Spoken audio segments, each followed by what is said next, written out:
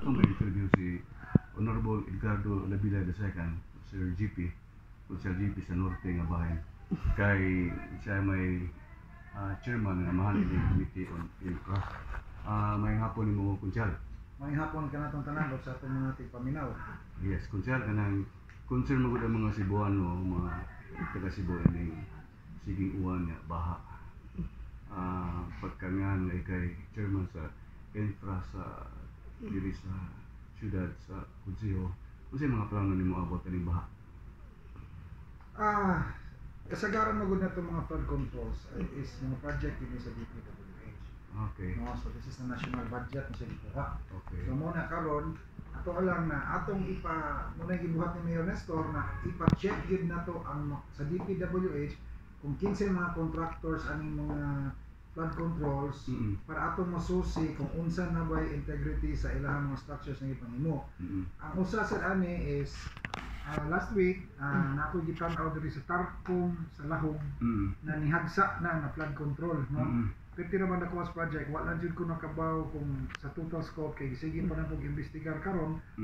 Labi pa ang problema niya is na portion na nahagsa o niya nasa di portion sa karaan sa Pica side na nahagsa na didaan before nahagsa ni usa.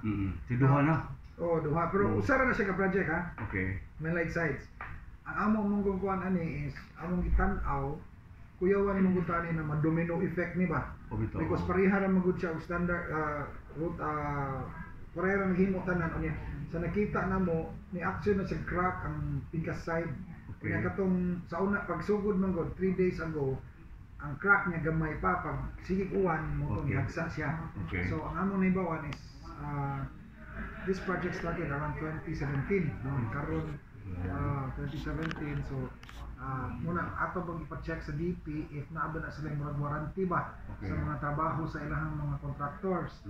And then pinaka-importante gyud is kaning usa man good sa mga kuan nato is kaning baha ato gining ipatan-aw muna ato gibigay pasusi ang mga projects kay para makita gid nato tinud-anay ba ning gihimo ng mga projects, no.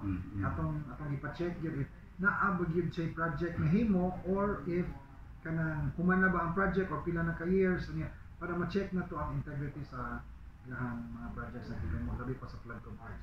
Aware mo ta Kunsyal kay basig nasasama sa ubang lugar ba nga na putratahan ni sa mga diskaya ba?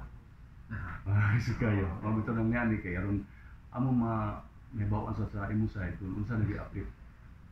Yes, kana lang sa unya basta muna yung pinaka-importante gyud na masusi gyud nato og may check niya. Naa gani mga problema sa mga flood control sa mga projects ato gyud na pa-imbestigahan kay dili gyud mahimo na igora sila ni trabaho ni dili pulido. No? So muna.